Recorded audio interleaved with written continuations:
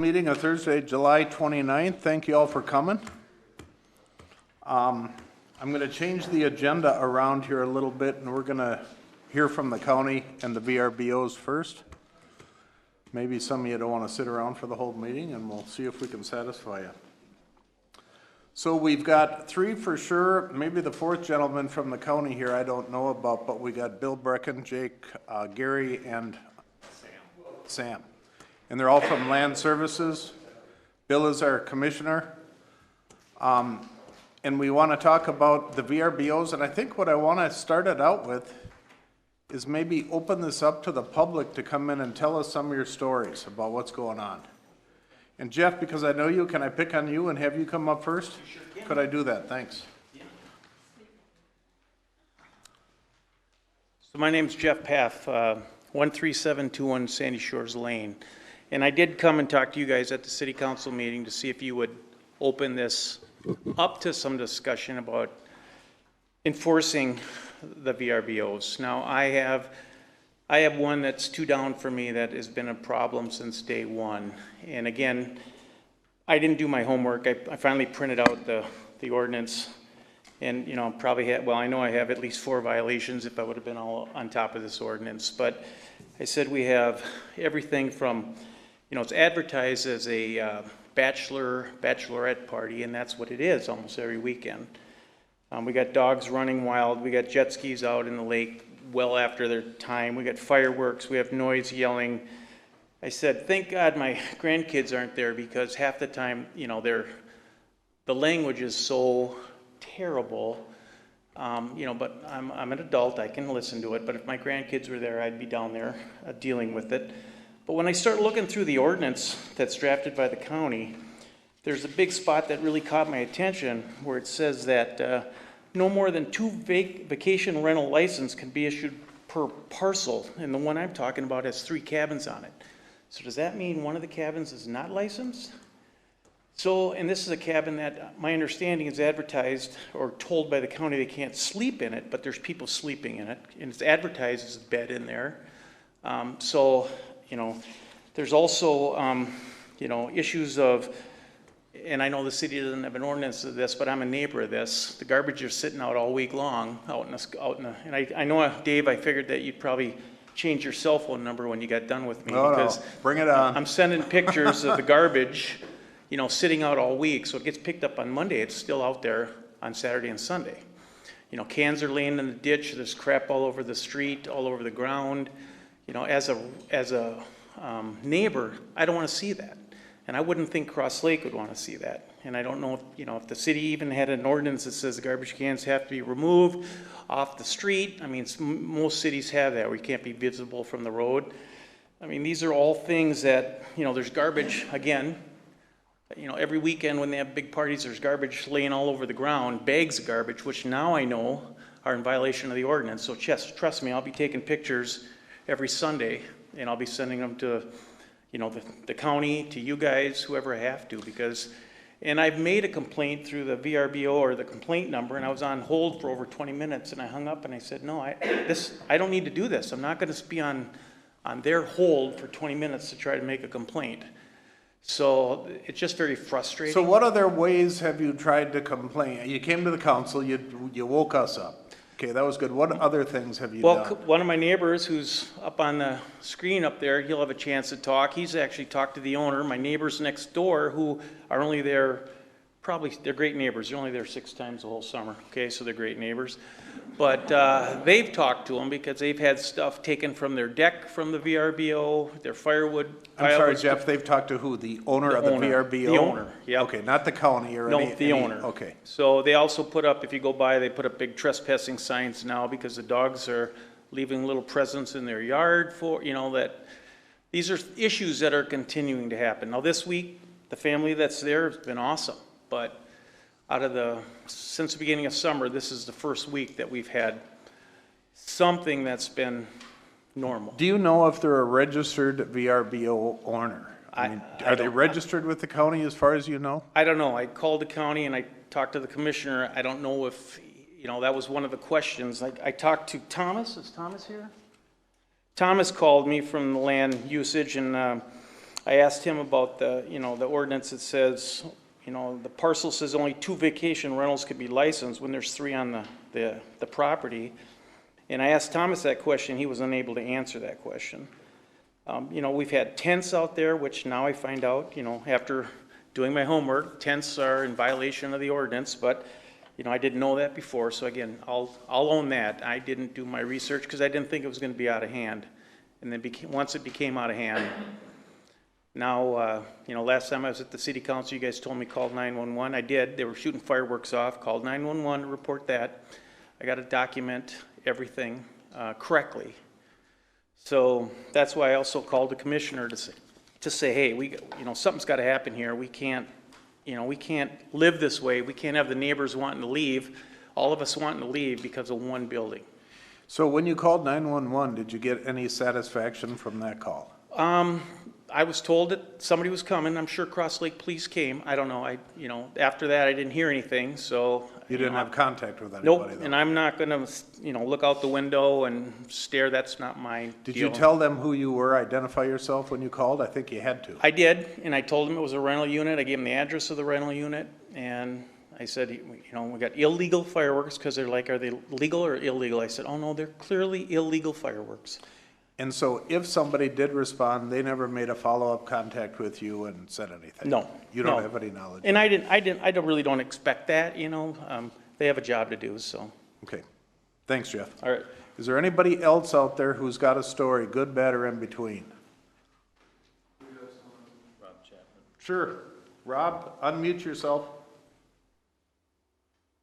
Okay, good. Thank you. I'm sorry I couldn't make it. I'm still a working class hero, and I apologize that I'm not in person. Okay, but I did. excuse me, Rob. Can you identify yourself and address, please? Sure. My name is Rob Chapman. I live right next door to the property in question at 35073 County Road 3 and have been a resident of Cross Lake for 25 years, 22 of them at this address. Okay. I live next to the property in question, and Jeff is very kind. So I've got pictures of people having parties and becoming ill on my property line. It's not very appealing to see the bachelor party and the bachelorettes. We have called the owners. We know them and have their contact information. We've called them for each one of the incidences. They're very kind, but nonetheless, they're still hosting a property that sleeps up to 16 people. And the driveway has oftentimes between 11 and 14 cars and trailers parked in the ditch. So as Mayor Nevin said, when I went to the city meeting, the impromptu city meeting in the shelter, if they're good operators, I don't think anybody cares. But there's not enough regulatory involvement here that there's anything to support. I have talked to the county. They are a licensed Airbnb. The county gentleman that was very, very kind, very, very concerned, Bill Brecken, did a very nice job, was very, very responsive. But at the end of the day, I've talked to the city administrator in Cross Lake. I've talked to the chief of police in Cross Lake, and I've talked to the owners of the property. And whenever I talk to the regulatory authorities, the city or the county, it's a circular conversation. The county believes that they put together a basic tenet of regulatory rules and requirements so the city could capitalize on what the county has done. And now the city, when I've talked to anyone from there, say, well, we're waiting for the county to come down and create more restrictive rules. So I'm a business guy, and I fully understand the need to get interest in people moving in and out of our town. But as a taxpayer, I don't live next to a resident that rents their property. I live next to a commercial hotel that has high volumes of people that are very disruptive to my and my neighbor's life. Thank you, Rob. Anything else you want to add to that, or? No, I would like to volunteer my time and my services. If you need any help on creating regulatory environment that would, I think, not speaking for Jeff, but speaking for myself, it's a brave new world, and I think we need to embrace things like this. but we need to put enough regulation in this that we can get bad actors out of this game. It's too big to stop it, but we need to regulate it to a point that we can't have next to me a commercial operation running, paying the same tax that I do. Okay, thanks, Rob.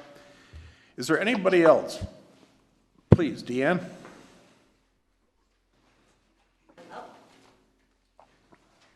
I had to print it out because I would have forgot. Okay, So, name, my name is address. Deanne Furin. I'm at 36015 Echo Drive in Cross Lake. And what Rob and Jeff are dealing with is not acceptable. But my note to people who do rent out a short-term rental, I would not tolerate anything. Anything if I had to live next to that. And in fact, I think they should be buckled down and even maybe get rid of them if they're not going to have standards. But to the people who do live next door to a short-term rental, it is important to at least give the good ones a chance. If you don't think people should rent out a home because maybe you just don't like them, or you think, who do they think they are renting out a home? Or maybe you're just the neighbor who watches all your neighbors, hoping that there's just something that you can complain about. Sorry, no offense to anybody. But if you just don't even have a reason, whatever it might be, or maybe you just think it's just a moneymaker, that's not fair either. All of these examples are very unfair and unreasonable. My husband and I personally own 2 rental homes, and we take great pride in owning, managing, and running both of them. Let me use myself as an example of what most short-term rental owners are doing. The homes they really are my babies, and we go to great lengths to make sure that the properties, the homes, and our neighbors are very well respected. Not just that, but also the Cross Lake community and all of our lakes that we all love so much. We expect every group who stays to be very respectful. The way we see it, if the neighbors aren't happy, no one's happy. And again, we would not tolerate living next to what these 2 gentlemen are having to deal with. What I do is I ensure all of the neighbors that I want them to be happy, and I inform them of our standards. For instance, we don't allow animals of any kind under any circumstance. I inform every renter in multiple ways of this rule. In fact, if anybody even inquires about, hey, will you please make an exception? I tell them to look elsewhere. I don't want our neighbors disrespected or the home. It's just not worth it. And we also don't allow girls' weekends, guys' weekends, bachelorette parties, weddings, events, absolutely nothing of that of any kind. Because of our standards, we have turned down hundreds of bookings. Hundreds and hundreds of bookings. We find the value in protecting the home, the property, the neighbors, and our community. And truly, there is no excuse to rent out to anyone who may be disrespectful. There's an overabundance of renters looking to rent. When I pass up on a renter that we don't feel right about, there are 2 other top-notch groups waiting to book. And I would, even if we had to skip a week to not make money a week, it's worth just not dealing or anybody dealing with a bad renter.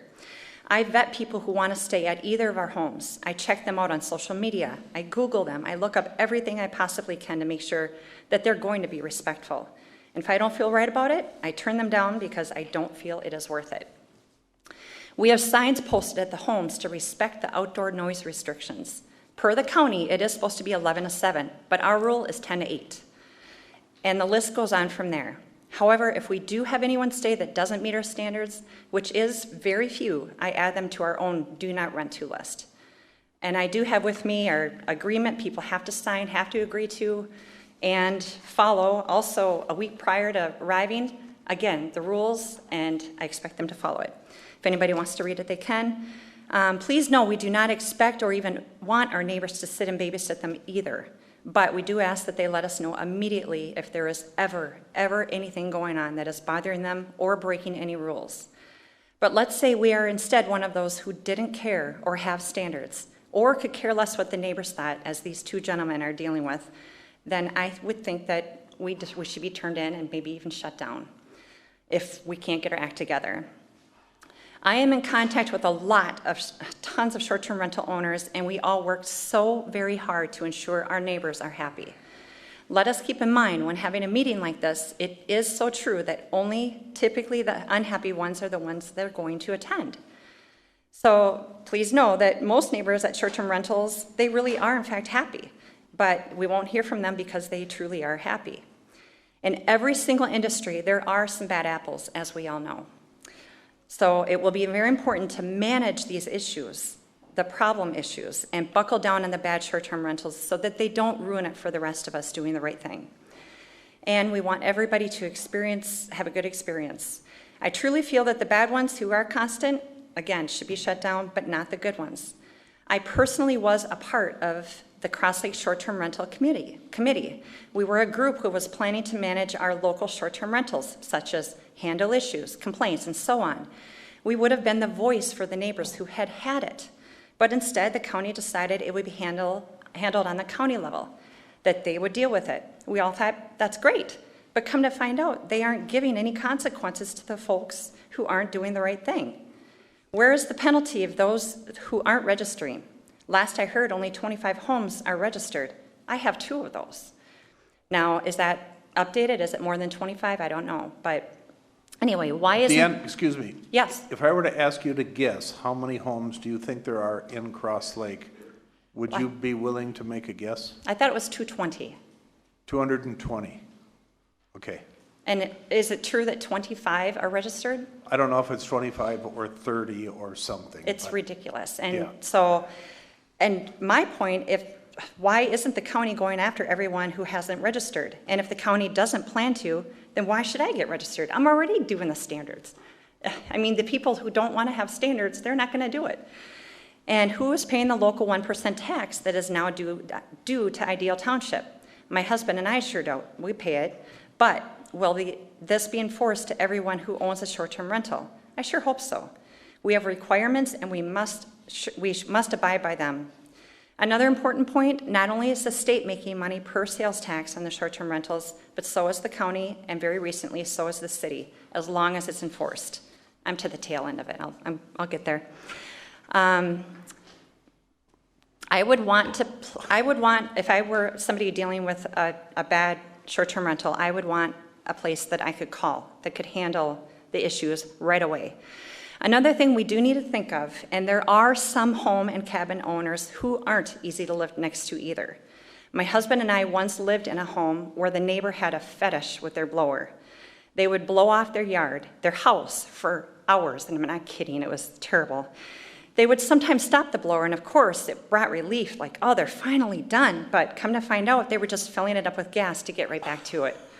It drove us nuts. We would have rather actually just had a good short-term rental there. It would have actually given us peace, had people laughing. It would have been nice. There are many examples of neighbors such as this. Should we try to stand up and have a meeting like this to take a stand against our neighbors? Let's be real and let's be fair. It is also important to focus on the benefits that short-term rentals do have for our community, as so many of us know. I would sure hope that everyone cares about our local businesses too. That is especially true in the wintertime. Both of our rentals have family stay every single weekend. They spend money at our local businesses, so getting rid of those short-term rentals, even limiting them, will destroy our local businesses and economy. And is that what we really want? Dear God, I sure hope not. Please put yourself in their shoes. And then how about we take a look at what regulation did in Mille Lacs? Do we want Cross Lake to turn into a ghost town like that? You must all think of the negative, and we all must think of the negative impact regulation on short-term rentals would have. Also, our cleaning gal, who is a single mother, she takes care of our rentals and has commented how we have kept her afloat. She says she does not know what she would do financially without our rentals. She would not be able to make ends meet. So what do we tell her and so many of the cleaning crews who take care of these homes? We're going to just get rid of the short-term rentals altogether because just a small handful of ones are doing the wrong thing. Sorry, don't know what to tell you. Please also put yourself in their shoes. The truth is, there just aren't enough resorts. Short-term rentals where the owner is doing the right thing is very beneficial. Most every renter that stays does a wonderful job. And having a short-term rental is their only means to enjoy this very place we all love. Did any of us ever vacation in Cross Lake before buying a place? My husband and I sure did, and I would assume many other people did the same thing. I would love to tell you story and story after story of wonderful stays our amazing renters have had. They are so grateful for the outstanding time they've had here and the memories they have made, and they look forward to continuing to make and keep coming back. We can't take that away from these wonderful families, nor can we risk hurting our own local businesses. Think about it. In summary, finally, the county or a committee does need to give neighbors who are dealing with bad short-term rentals a place to contact, someone to be their voice, and action must be taken against them, and let's not hurt the ones doing the right thing. But it does also need to be considered that maybe that there is a disgruntled neighbor that is actually the problem and just likes to have something to complain about. There are some of those bad apples too. Thank you, Deanne. Thank you. Is there anybody else? We got 17 seconds left. Chip, please, come on up. Just a couple things I'd like to bring to the council and be on record talking about this. Back when, I know Mrs. Fearon talked about the committees not getting any voice at the county, either did the fire departments. We tried to talk to them before they went forward with what they put in place, but I feel that the short-term rentals should be inspected, whether it be every 2 years, 3 years, whatever that may be, basically a fire and life safety inspection. And basically what we're looking to do is make sure there's egress in the bedrooms, carbon monoxide detectors, fire extinguishers, a floor plan so the people know I have a posted way out, and address visible.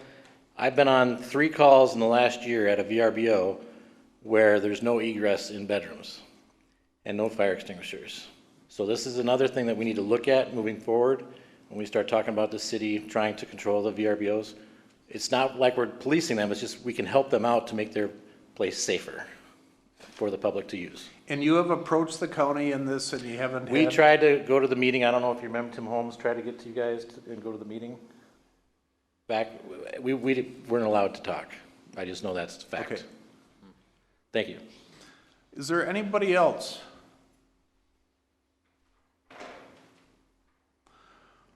Gotta be somebody. Okay, we'll give it a little break. Okay, Mark, come on up. We can come back and ask too after we visit a few things here. Mark, yeah, I need name and everything. Yep, absolutely. Mark Lindner, Pine Lore Drive, Cross Lake.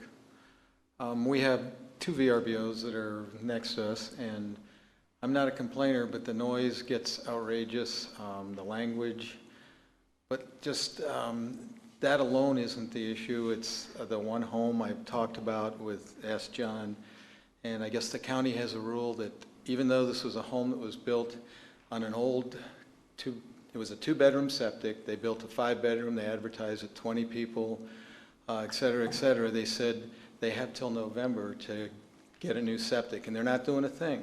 It's been sitting there since January, and I guess the ruling is they get 10 months.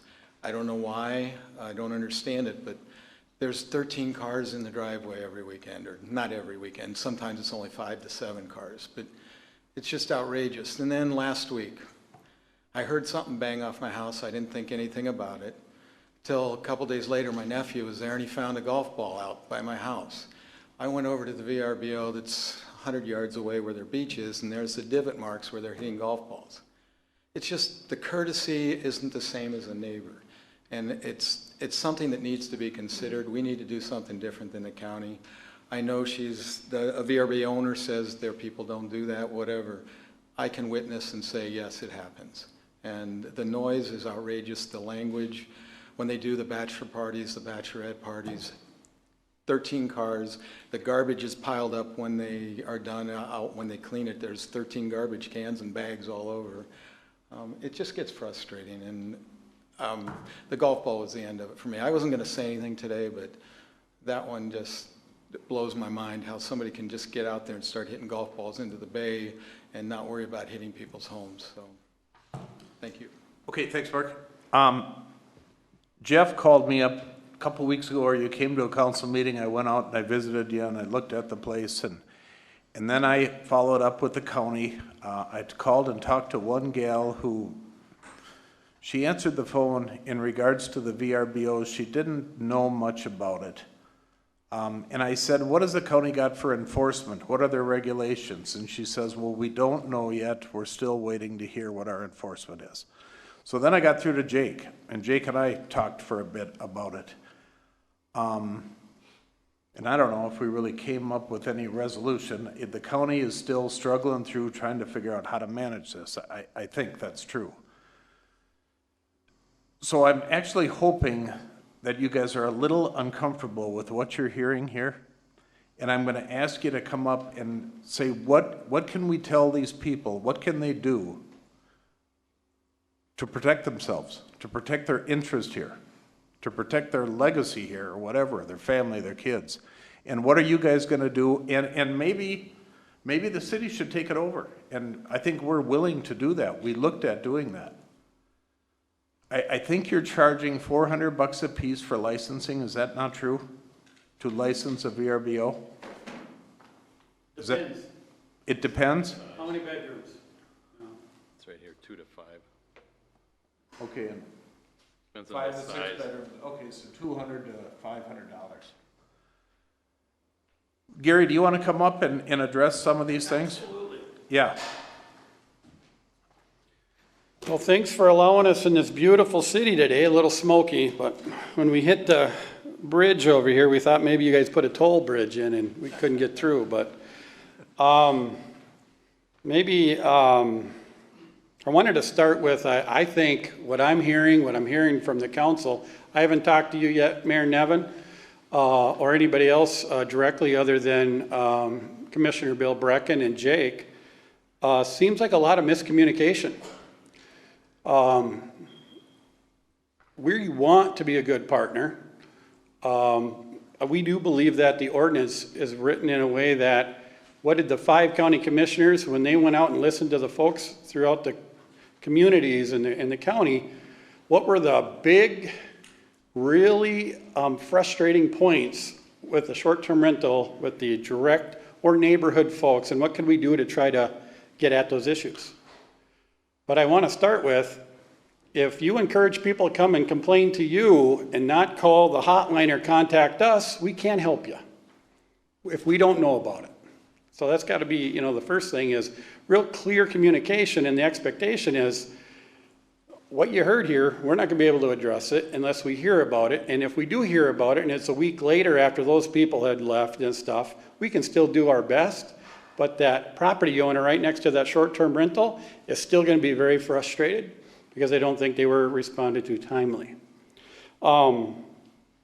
95 is the number we have of identified short-term rentals. We have 69 that are actively with a license today. 22 are pending. That means basically either we're working through some septic issues, ensuring proper bedroom counts from what we've seen on a listing. And we have 5 of them currently over in our county attorney's office for enforcement that have refused to actually get a license today. That does not include, like, if there's any short-term rentals sitting up on Wilderness Campground up on Little Pine. I'm sure there's some in there. If the zoning already allows for, like a campground or a resort, we don't license those because it's already permitted in where they're at. And that would be regulated with, in that case, let's say the campground. Do you know of anybody in there? I don't, but I'm assuming there probably is. Wait, they're not supposed to? Oh, okay. That I know of. but they're individually owned in Wilderness. But they cannot rent. Okay. Okay. A lot of places that say you can't, but then you find out, It's campus. And we're a little unsure about Sundance Ridge. We hear that that's become maybe more rentable, or, with the new some ownership changes. So we weren't able to get to the bottom if they're actually short-term rentals and should they be licensed or not. But there's how many right there. But that's what we have today. So I will say with our web crawling software, we have a list. We can get you that list. Anybody wants it. We have a map on our website that shows the licensed short-term rentals that we have in the county. And if anybody has any information and they say, how come they don't have this one? and you're willing to share, we're willing to listen. We know that it's not perfect what we're doing, but we're willing to either learn on how we can identify more if we're missing. Mayor, you're alluding that we're missing maybe over half of your short-term rentals in your city. Well, trust me, we don't want to be missing those, so what are we missing, no pun intended here, on how are we missing 100 of them? So what's a better tool that we could have to get to another 100 if that really is in fact true? Yeah. With that, I hope that this helps. I encourage that anybody here in the audience, and of course the council members, grab one of these. And it really walks through what somebody can do if they have a complaint on a short-term rental. What can I do, and what's going to happen if I call that number or go online and register my complaint on the website? And what we did find, and mainly through one of the complaints, which happens to be, I believe, one that was talked about earlier here in the city, is we had a gap in some follow-up. You know, somebody calls, one, yes, we need to be responsive. I did hear about a long wait time and somebody hung up. That's not the expectation. And we want to make sure that if somebody calls and has a complaint, it needs to be addressed, and we need to have good follow-up with that customer. Now, some of this is devil in the details. Noise complaint. We had a meeting with Sheriff Goddard earlier this week. His expectation is if you get a noise complaint, the sheriff ain't coming. The city police should respond to all noise complaints. If you have a parking issue, while it's in our ordinance, his belief is, so what if it's a short-term rental? It's no different than if somebody is already doing a parking issue in that city already. The local PD should respond to those two issues. Septic, garbage, things of that nature, that would be us that we would follow up on all the time. So I wanted to try to have some clarity on the expectations of what happens. So like I heard somebody say, it's kind of like a merry-go-round, or it's back and forth. No, we're waiting on them. No, we're waiting on them. Man, I know when that happens to me, I'm very frustrated, and I don't want to do that to anybody here. I want to be clear that we want to help. But the sheriff has told me he's not sending the sheriff unless the PD would need some backup. He expects the local police chiefs to respond to noise complaints. Gary, let me interrupt you for a second. How about Mission Township? We would do that. Okay. Or I should say we. I want to speak for Sheriff Goddard. My understanding is, well, you guys have a contract there, though, I do believe. I would think if there's a contract with the city, he's going to expect the city to respond. Manhattan Beach does not have a contract with us, I don't think, do they? So. Do they have one with the sheriff's office? They probably maybe do that.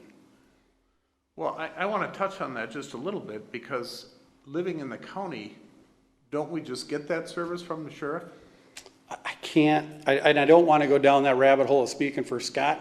You definitely can see if he wants to come up here and talk to that specific issue. I'm just trying to relate so that we have some, where we're at today with what he's going to do when it comes to noise or parking, those two issues.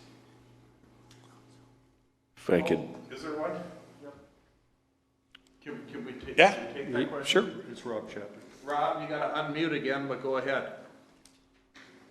Thank you. Just want to bring some experiences to light here. I called the complaint hotline at 218-824-1132 two different times.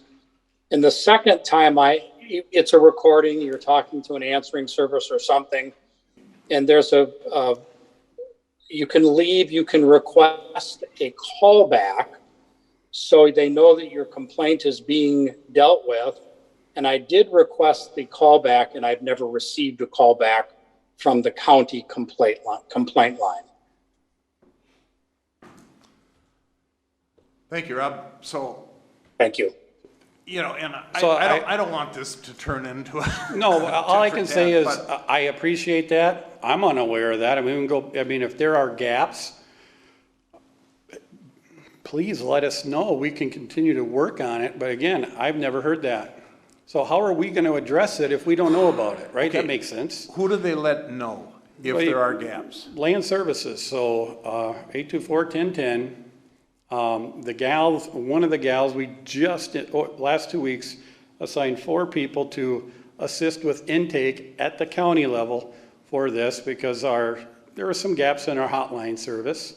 So are they limited and are they learning currently? Absolutely. I can't tell you that they're well seasoned in our short-term rental ordinance because we really just kind of were triaging going, this isn't as smooth as we thought it was going to be. We need to, I want to say get our act together, but actually put more resource towards this when we were getting some more complaints. So 824-1010 is a 8 to 4 number, I'm assuming. 8 to 5. 8 to Yep. 5 days a And if week. you have a complaint after hours, and that's what we believe is the best service, if all we say is call a number that nobody's there, after 5 o'clock, 90% of the complaints are at 1 in the morning or, midnight. Nobody's there. So we're hoping that the hotline, if we hear things like this, we definitely want to calibrate with our vendor that, we've hired to ensure that we are responsive. The expectation is that that owner is contacted within 1 hour of the complaint, whatever the complaint is. Doesn't mean that it necessarily does get resolved, but if it doesn't, we still go with, it's still a log complaint. If you get over 3 of those, then the discussion goes, should you be renting anymore? Absolutely. So we are getting to the point, and it sounds like the one here in Cross Lake has been notorious, at that point of moving into the enforcement and how do we discontinue a short-term rental when they're not willing to comply with reasonable expectations. Do you have that figured out, how you're going to terminate it?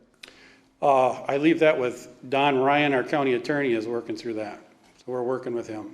And so it hasn't been done? That We you're haven't aware shut of? anybody down So, I mean, it's new water, it's new. well, and if I could share, Mayor, countywide, we have just about 400 short-term rentals licensed currently today. We've only had 13 complaints to the hotline so far this year, 4 of them from Cross Lake. So we haven't had an abundance of complaints. Now, I'm not saying that doesn't mean that I am a firm believer. I don't think people realized what they could do. Right. I think we probably would have more if they knew where they could go and register. And what we're asking is if we can all get to that expectation, we can really start to handle these complaints more timely, effectively, and more clearly, and achieve, hopefully, expectations everybody would be more happy with. I still don't think they're going to be perfect. But with the ordinance, like, all due respect, Mr. Lowmiller, fire, they need extinguishers and smoke alarms. We're only enforcing as far as the commissioners wanted to go with the ordinance.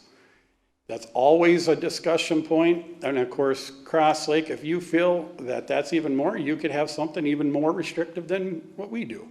Isn't that somewhat of a disservice to the hotels and resorts that might have to comply with fire guides? You could definitely say that. When the ordinance was adopted, the commissioners really, when they took a survey of the community, what are those real big pain points? And at some point, are you going to let the perfection and all this other stuff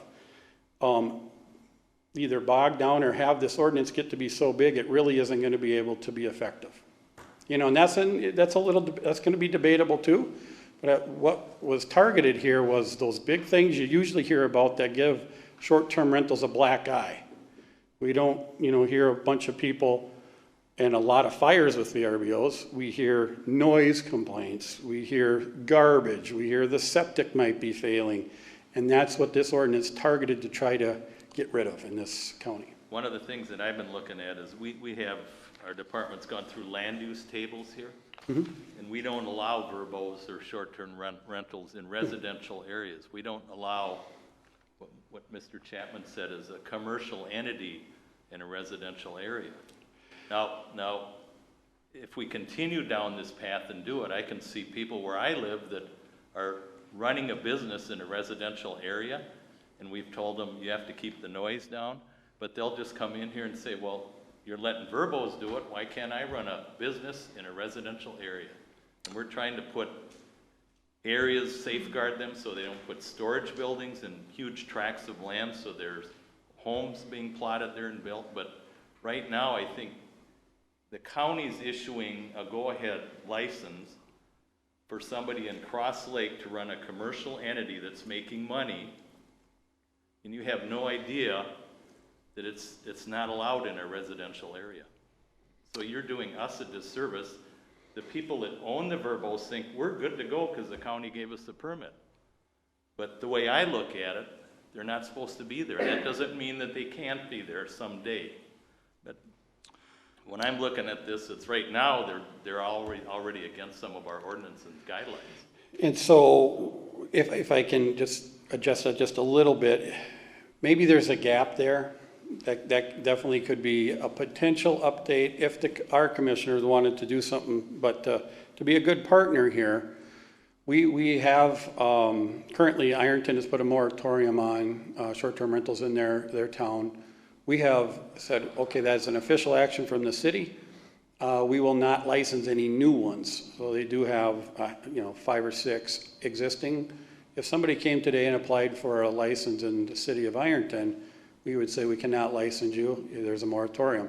We want to be a good partner.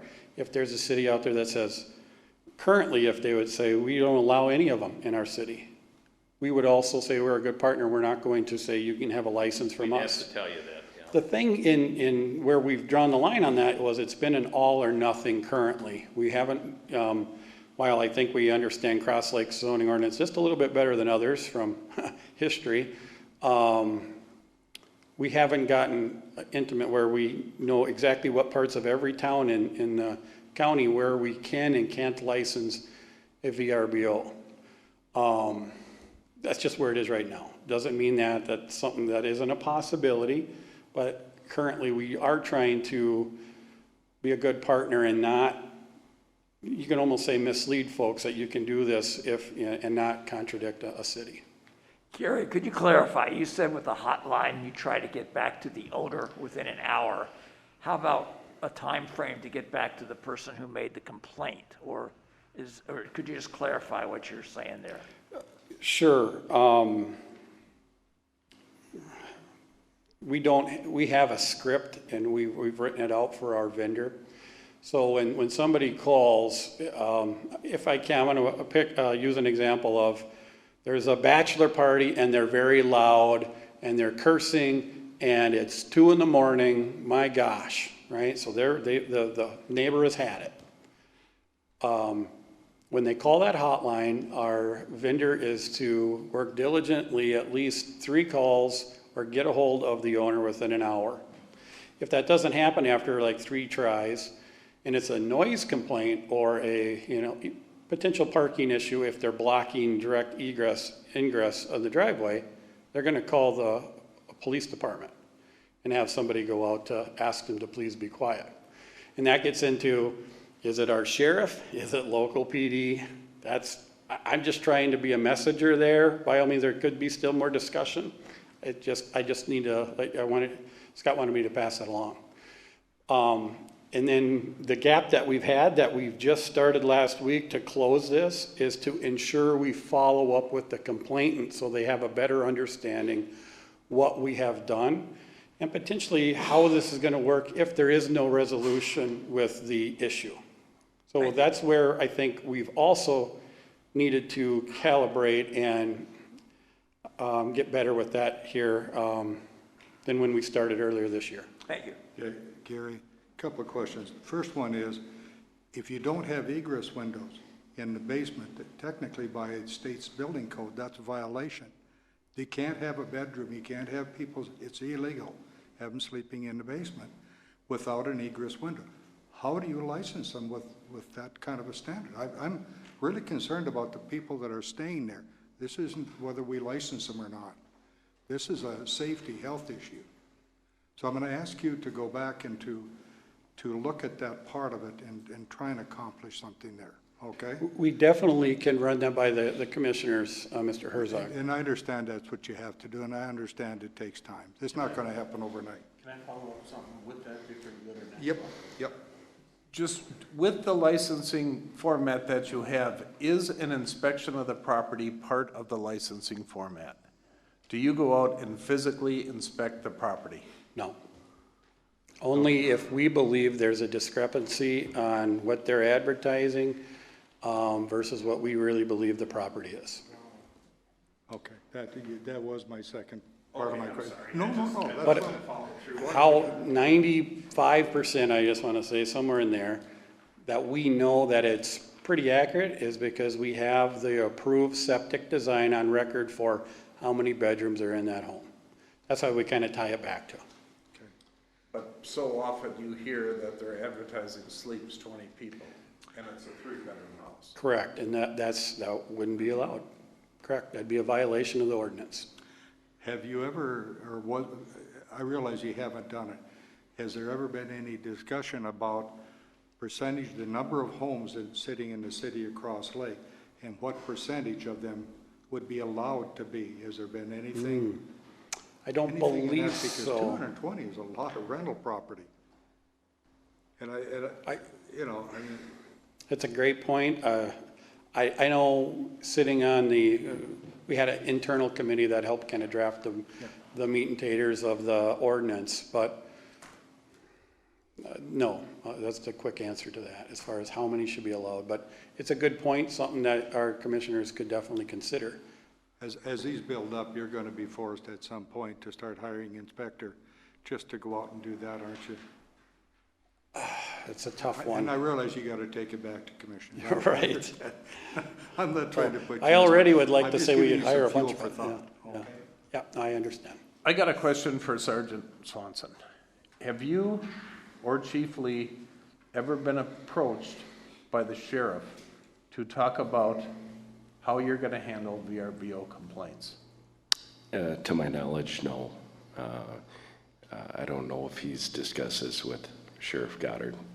But he hasn't passed it on to you if he has. No, but since this has been a discussion with the city council, we have put in tracking for VRBO specific complaints in our records management system, so we can kind of keep an eye on what places are a problem and what aren't.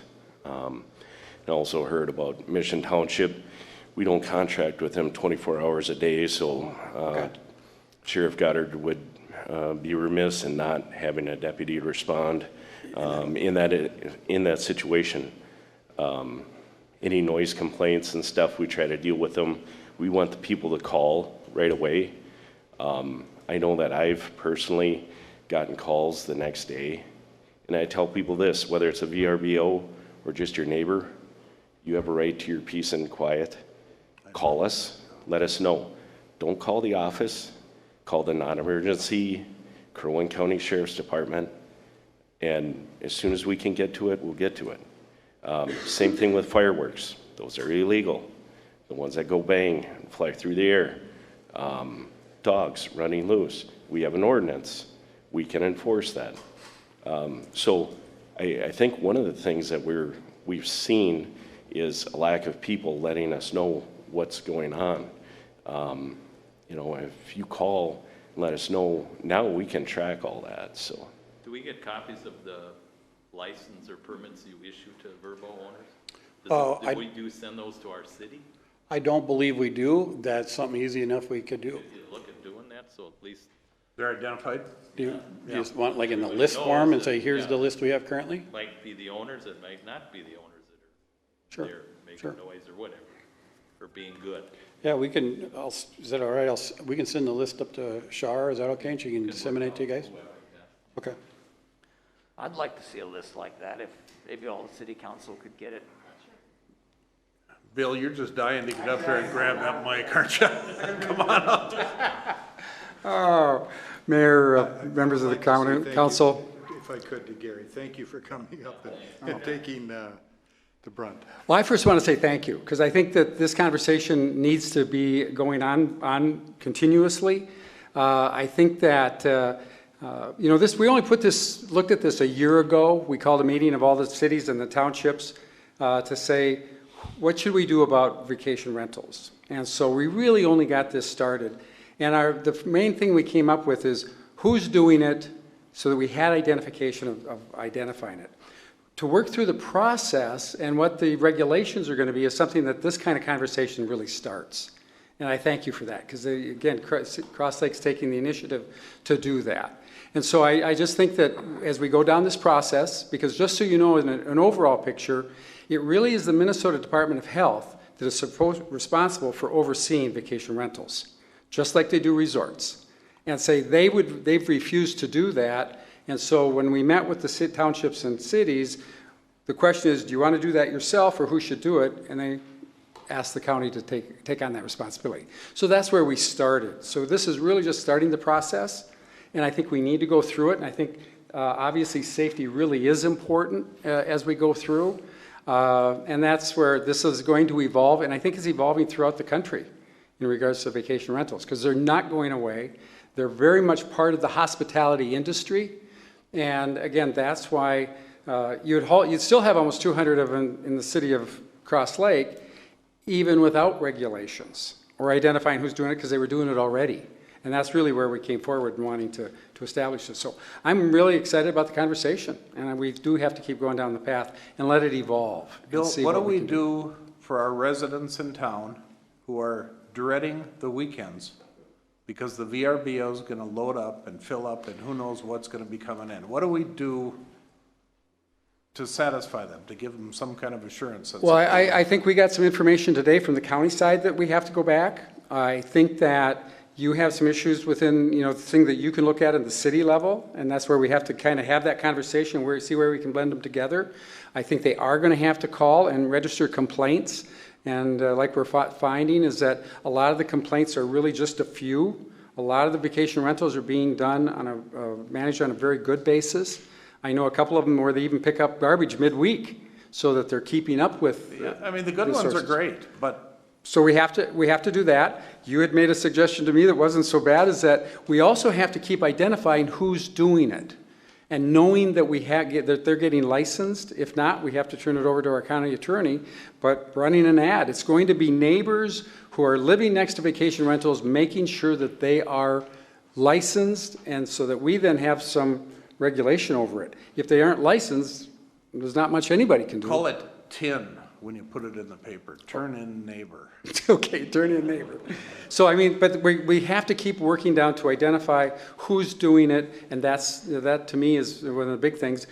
With the regulations and all of those kind of things, that's stuff that can evolve as we see what the problems are as they come forward. Okay, the short-term fix for the thing, it's like anything. We have all these rules, our city, Yep. I mean, everything has got all these rules. If you don't have any teeth in the rules, they're meaningless. To date, all these rules are meaningless because there's no teeth in them. Right. So I think the sheriff, we need to get law enforcement to go in there and break those places up at 11 o'clock at night in the heat of the battle. Yep. I think that's going to send a huge message out to them. Well, I would agree with that. I think the other side is that we have to also work with our county attorney in making sure that when we have complaints and we have to take it through, that we get that through the system. And we have teeth at the end of it, so they lose licenses and if possible even fines, so that we can enforce that. But There's if they gotta be a lose their penalty. license, doesn't mean that they're not gonna have their cousins from California staying there next weekend. So again. True. You gotta get teeth in the thing True. so that it really means something. Yep. We've gotta talk to our law enforcement here. I really wish that you would go talk to yours, the county guys too. Yep, I will. And have them come flying up here some night when there's a bad call and show a real presence there. And I think that's gonna wake some people up. Well, I think I would agree with you on that. I think Deanna also had a thought too, whether it crossed my mind, is that we need to have, now that we're getting into this, we need to, and we know who's doing vacation rentals, we should have a meeting with vacation rental people and say, here's how you this is how you manage an operation, and manage their facilities. That should be a requirement of being licensed, that they attend so many meetings. We could have some regulations that way. I would say that, when we get a noise complaint, whether it's VRBO related or not, we're going to go there and we're going to shut them down. Again, it goes back to, we need to know that there's an issue, not the next morning, but while it's going on, while it's actually occurring, so we can roll up, hear it, and that puts more teeth into it, obviously. You know, we go in there and we're going to be respectful about it, but we're going to put it in no uncertain terms that the party's done, go inside, this is your warning. And that's the way we've always operated. Okay, But we can't fix it if we don't know about it. Right. Okay. So hopefully, tell everybody to tell it, but we're gonna have another one of these meetings in 3 weeks or a month. And I'm gonna ask the same people to come back and say, how's it going? And then we'll get the reporting on how it's going, you know? If there's an improvement, they'll know, but. And that's great, as long as they're calling and Yeah. letting us know of the issue. Well, you've That's got perfect. logs of calls, I mean, right? You get a call, you got a log, we know that you have, what'd you have, 13 complaints you said to date? Yeah, and if I could, I hate this, I don't want to step in front of the elected guy, but, I do want to say on the ordinance, 13 complaints, and definitely there must be one real problem child here in the city, it sounds like. Well, there's multiple, yeah. Okay, out of the 13 complaints that we have, we followed up on all of them, and we know that there's some unresolved here in Cross Lake. There's one on North Long. 6 or 7 of these neighbors that had complained had called to stopgap this, we called everybody to follow back up, to try to get a front of, have we followed up on these complaints? They all, other than these 3 or 4, have said they were resolved, they were happy that the issue that they were having did get fixed.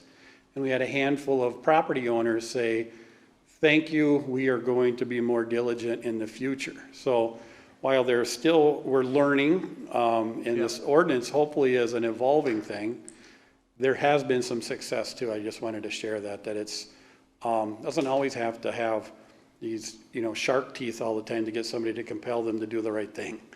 So there has been some success.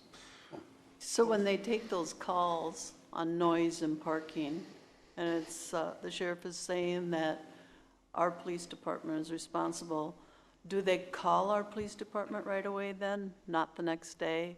Do they call them right away so that our police department can respond immediately? Yeah, my understanding, talking with Mr. Sheriff Goddard, was, when the hotline will call our dispatch, and then dispatch will route to the appropriate local PD, is my understanding how that would work. But yeah, that's like super quick. We would prefer that you call us on either 911 if it's a severe emergency, Always or 911. the 829-4749 non-emergency number. I prefer not to bog down 911 for the serious life-threatening emergencies. But didn't you just say to call 911? You said 2 numbers. I did not just say to call 911. Absolutely not. Absolutely not. I never said that. So, so you call the non-emergency number that gives the dispatchers, they can directly call us. So and we will take care of the So matter. everybody knows what that number is. I mean, That's not the 24-hour hotline number. So, No, I mean, I would rather have them do a more direct thing. They can still call the 24-hour hotline or lodge a complaint during business hours if that's more convenient. But as far as addressing the matter when it is going on, we need to know as soon as possible. So the most direct line would be 218-829-4749. That's going to give you our dispatchers.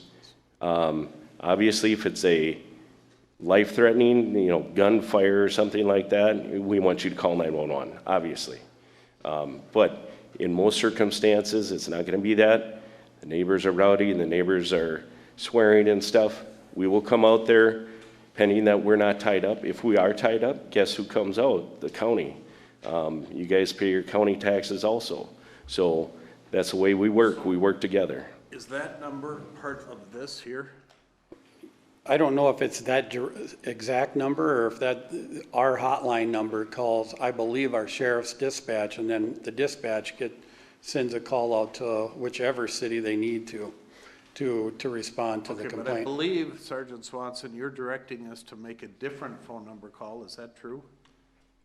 The 829, The 829-4749, the reason I'm asking to call that is I don't like to have anyone in the middle. yeah, no, I When get you it. involve more I people. get it, but I'm trying to figure out how to tell these people that number, you know, how do they know what? Why can't we put, if it's parking or noise, to call this non-emergency number? Why If can't you that be guys, on there? if I could, I'm sorry, you sure can, by all means. I know that that makes sense from a law enforcement standpoint. We also want to make sure that we get the complaint. So if they just call local law enforcement, there's going to be this disconnect again that we didn't know there was a complaint on the property. So we want to make sure that, you know, that gets handled. We still would encourage, if you call the hotline, our expectation is that local law enforcement, and if it's after 10 and it's a noise or parking, that hotline's going to hang up with the complainant, and local law enforcement's going to get notified. Well, I'm just going off the fact that we're also, again, tracking any VRBO-related issues. So whether they're aware of it or not, we'll be aware of it in the law enforcement aspect of it, which is what I believe everyone's looking for right now. I think the question Dave's asking is how do we get that out to not the verbal people, the people that live alongside them? How do we tell those people that what you said is, okay, if somebody's shot, I'd call 911. If the dogs are biting for 3 hours, what number would be best to call so you can get out there now? So we can talk about that. That might be, we have to do a mailing to all the residents. We put it on the website. Put it on the But Crosswalk I would encourage you Communications to not site. not pick on VRBO. It's just, you know what I mean? 'Cause It's it for could be anybody. that'll And have again, it goes back to the fact that if anybody's having any of these issues, the dogs, the fireworks, the rowdy, boisterous crowd, the profanity, I don't care who it is, they need to stop that. That activity needs to cease. We'll go out there, we'll address it. If it is a VRBO, we will document that. If it's not, we'll still document it, but it's just gonna be, it was my neighbor was being loud and boisterous. But again, Bill, that's where the sheriff should communicate with local law, come up with a game plan. This is how we do it. It should be part of this. One document out for the public to know what they can do. I think, you know, I mean, we want to make it as simple for the people to get results as we can. But I think there's another communication gap. Is there any way we can get your reports forwarded to Gary? If we have VRBO issues, we could do several different ways. If he would like a monthly toll of, I think the following business day, not that day, but. if he would like a following business day, where we call and advise them that this happened, I think that's a doable thing.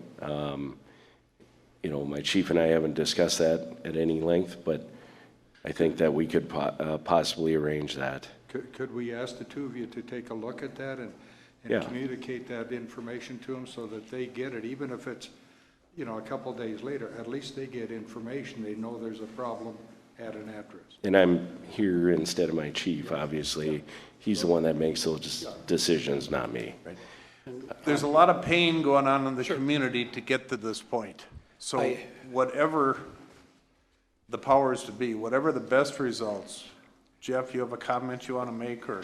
Just what, as long as I have the county guys here. Come on, come on.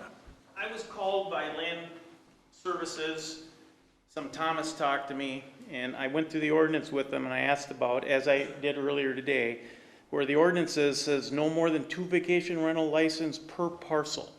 And this problem one we have at Cross Lake has 3 buildings. So now, I think you guys should look at that, because one of those buildings then can't be licensed, if I'm reading the ordinance correctly, but it's being used. It's being used as a sleep, and it's being used as a party house. So there's a violation right there. But, you know, when I asked Thomas that, he was unable to explain that. He said, I'll get back to you. That's been a week, and no one got back to me. So, you know, I mean, I'm just looking at your ordinance as a layperson here of the issues, and I have it memorized because I will be all over it, because of just this one unit. But right here, it should be a big red flag for the county, because it's a big red flag for me. When you walk up and it has cabin 1, cabin 2, cabin 3, parkings for cabin 1, cabin 2, cabin 3, but you can only license 2 of them. And that address is 35059 County Road 3. If someone wants to look at it, I would appreciate it. I know Rob would appreciate it, because it has been. We'll look into it, and we definitely will follow up with you. All right. So, and I guess I would really encourage, and I'm not trying to be on the committee, but I think a visual inspection of a licensed facility probably would be a pretty good idea with the licensing process. When this started over 2 years ago, 2.5 years ago, I think, a little bit after Commissioner Brecken was elected, this is one of his initiatives. And I think we knew the first year we were going to learn a lot.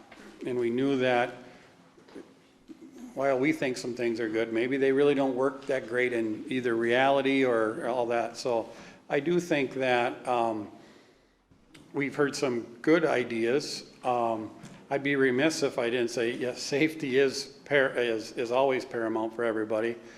And if you call 911, or if this PD needs backup, Mr. Goddard definitely said we are there anytime. So it's not like they're never coming here, but that this is a learning year too. And I hate to, I'm not trying to skirt or make any excuses, because we're not, because I think we're doing some really good stuff, but trying to find that balance so that everybody feels like this is effective, but we're not going to satisfy probably anybody, if that makes sense.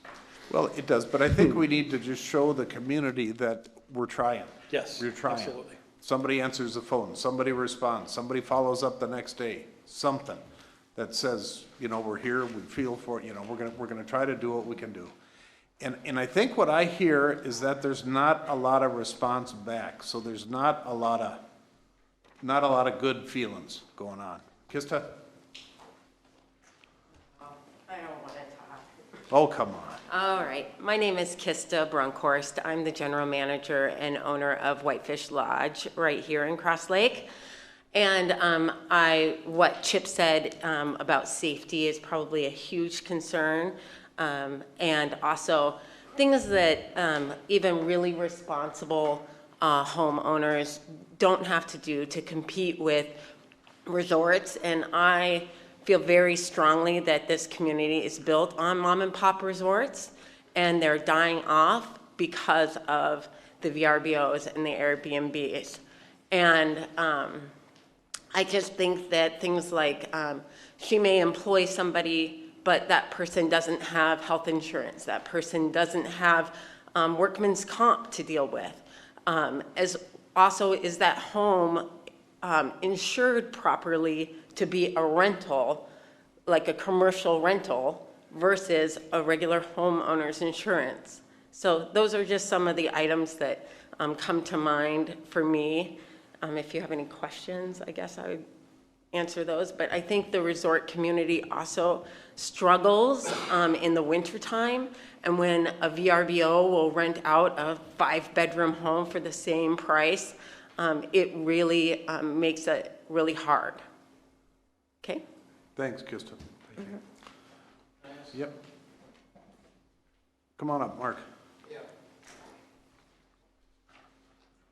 I've been a taxpayer in the state for a long time, and I remember in the days I lived in the cities, and I owned my property here. I had homestead tax credits in the cities.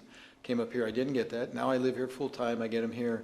A VRBO, do they get taxed the same as a regular residence? Is that different? I may have missed that at the beginning of your meeting, but it's just a concern that they're a commercial entity when they're doing a VRBO. Do they get the same tax privileges as a normal homeowner? Just a curiosity. And the other thing I want to state, I've had so many times when I wanted to call the police, but I'm trying to be a nice neighbor, and I haven't done it. I'm going to have to start doing it because, like I did say, they have tents in the yard when they get more than 20 people because they can't they fill the house up, and then they have tents, and it's just 2 in the morning. You got to document it. I know. I've been trying not to You call. make a call, I don't that's like to call the documentation. police, okay? Nobody does, and here we are. And that's just, it's disgusting that we have to do that. And we can document that. Sure, but- You know, that's more of a P and Z issue, but we can Yeah. document the tents in the yard and the noise and all that stuff and But the that it's a neighbors can take VRBO. pictures of activities. But I want people to realize that one of the things that bothers me is people will say, I didn't want to bother you. I know. Okay, and I realize that it's a Friday night in the middle of summer and whatnot. Is it always convenient for us to get a noise complaint when we're tied up on another call? Of course not. You know, but it's not about convenience. It's about, you're a taxpayer, we work for you, call us. And it's not bothering us. You need to call us so we're aware of what's going on, so we don't hear about it the next day and have to try to deal with it after the fact, after all the people left. So we want you to call. I think if you hit it hard for a little while, it's gonna start to go away, right? People are gonna be tired of you coming over and getting in their face at 11 o'clock and ruining, you know, And- so that's. And back to my first question, I would like an answer from the county. What is the tax process for, Okay. or is it the same? On the tax side of things, last year there were some significant changes to classification of short-term rentals. They are now by statute classified if you rent your property for more than 14 days a year as a residential non-homestead. So that's taxed at 1.25%, where a regular homesteaded property residential is a 1%. If you don't rent your home and it's a weekend place for you, that's called a seasonal residential recreational property. That's at 1% and pays a state general tax. So the highest of the three would be the short-term rental at a residential non-homestead. The other nice little benefit that people don't realize with a short-term rental now, and we classify that as a residential non-homestead instead of a seasonal property, is 100% of the property tax now stays local, where 20% of it doesn't get shipped down to Minneapolis with a state general tax and then divided up with, you know, the formulas that they have. So that is it's a better benefit to the local community when it is a residential non-homestead, and they do pay more. If that answers your question, sir. We need those 200 and more VRBO records. And all you need to do is go out on the internet. You can, within a day, pick up all of them on VRBO and you have more than 19. So for clarity on that, the classification of the property has nothing to do with the licensure.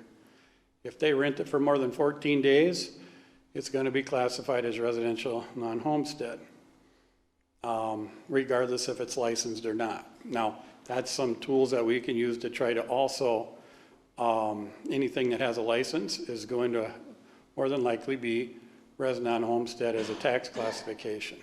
But they're not, they're kind of separate from each other. So homes, these homes are not considered commercial in any regard? No. Okay, thank you. Some of these were rented months, 6 months, 9 months a year. That answered my question. Thank you. Yeah, and just to add a little perspective, if you guys don't know, the city of Brainerd is over 50% rental property. That community is over half of those properties are rented. Those are usually 6 months to a year long rentals. So the longer you rent something, the more residential in the eyes of the state it would become for the overall use and classification for property taxes. So if you rent your property to somebody for a year, it's a residential use. Now here we're talking about the short-term kind of transient uses that would give you a different classification. But just as a kind of a point of perspective. Thank you. Come on, Tim. My name is Tim Berg. I live at 12038 Harbor Lane, Cross Lake, Minnesota. It is a resort. It's Bayview Lodge. I will say that I was fortunate enough, I believe I met with Bill on his very first day in office, and it's good to see that we've come and made some progress to be here today. I'm here because I'm on the board of the Whitefish Area Lodging Association, or better known as WALA. Recently, we had put aside $250,000 in funds to have a new website created that was actually launched this morning on that website, you'll find all the resorts in the area. And we've also reached out now since 2012, so let's call it 8-9 years, to vacation home rentals in numerous different ways, whether it be direct mailing or through the Echo paper or the Northland Press. So this WALA group was created, I believe, in '94, and somewhere in '94 it stated that legally if you were to rent a property in Pine River, Jenkins, Pequot, Ideal Corners, and or Cross Lake, if you are renting property by law, you are to collect a 1% fee. So it is this 1% fee that we pulled together as a lodging community that we use to build this new website that we just launched. If you do not collect that 1% fee and pay it in, it is actually against the law. Also, if we're not collecting your 1% fee, you're not paying it into the group, you're not on the website. The website is whitefish.org. I think it's very important that you look at it. Whitefish.org. Just launched this morning. We've had a website, but this is a brand new one as of this morning, so it's got every up-to-date property on the website. I bring it up because I can tell you that I've been on the board since 2012. We have, in numerous fashions, tried to reach out to vacation home rentals to become a part of our group because we know they're renting in our area, we know they're collecting funds, and legally they're supposed to be collecting the 1% and paying in. Most of the resorts in the area are on the website. I believe as of March, my understanding was there was 98 homes in Cross Lake that were marketing in some form for vacation home rental. We have 4 vacation home rentals on whitefish.org today. So I'm not sure what the number is, whether it's 34 or 55, how many people have been licensed within just the city of Cross Lake. They may be licensed, they're collecting funds, they're renting their property, but they're not paying the 1%. You know what we do as a group for that 1%? We're marketing Cross Lake. We're marketing Ideal Corners, Pequot. We were at one point marketing Jenkins, and I won't mince my words. They decided to get out because they don't know any better.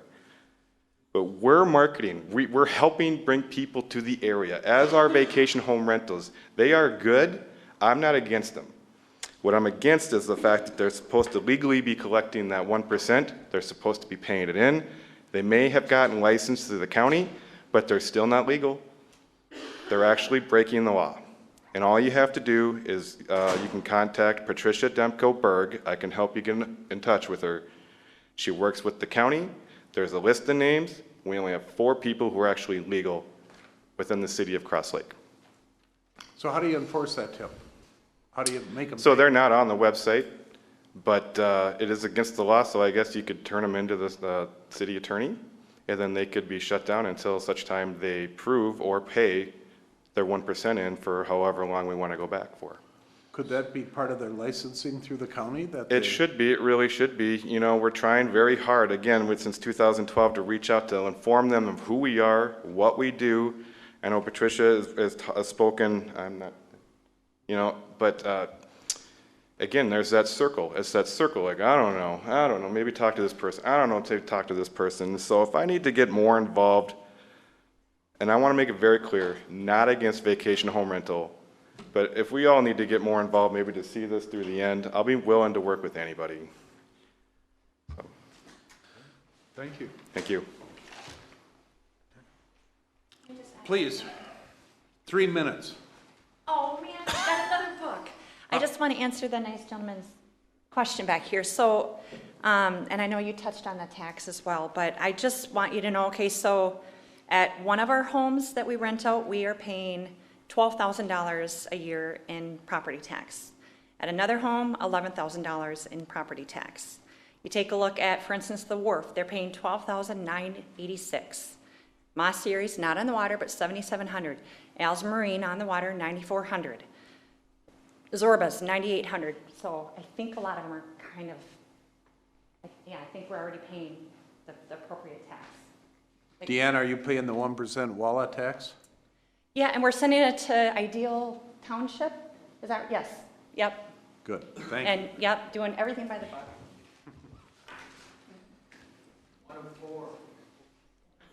All we've done with WALA is we send them a list of our short-term rentals every couple of was up to them at this point. But we could tie it into the licensing, right? I mean, if you start to put teeth in it and you start to enforce it, you could tie it in. It's tied to the law. Yeah, well, apparently it is. So again, it's enforcement, it's teeth, you know, you gotta make it do it, so. So from the city standpoint, last year, you guys know, we put a committee together, we were gonna look at regulating these. You guys at the same time did. We decided to yield to you. What happens if our citizens keep coming up to this council and saying, we're moving out of town, we're not satisfied with what's going on? Could we pull away from the county and create our own thing here and charge our own fee, not on top of yours, but only yours? Because if we have 200 people here and it's $400 a month, it'd be $80,000 a year. The city could hire somebody to work that system. Could we I mean, is the county gonna charge them and we are also gonna charge them, or could the city take over? Under the current ordinance, that would be in addition to us. So there would be a double charge. You'd have to have the commissioners consider an ordinance update to allow cities to do their own short-term rental ordinance enforcement. Is it okay if I start coming down to those commissioner meetings? You're welcome. Okay, I may do that. Does anybody else have anything to say about this? Thank you for coming. I appreciate it. Thanks, you guys. Bill, could I actually ask you to stay for just a minute? We're gonna talk about these crosswalks. And if you want us to come back, please invite us. We'll let it go for a month or something, Gary, but I think we gotta stay on top of it. Okay. Let's jump to the crosswalks next, because I want the county to contribute to this. Yeah. I know. Shar, were you able to pass some of those out at the door? I'm sorry, maybe we can get some people now and that could. Hey, people, wait, hold it. Shar is gonna hand out some contact info for the county. At least we can start. We'll leave them here, you know, we'll try to get them.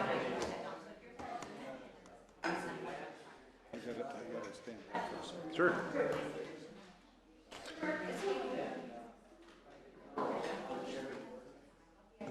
Council, while we're, Mr. Mayor, Yep. over here. Oh. Since we're waiting, I did send you all an email of a sample, fire and life safety inspection from Grand Lake, Colorado.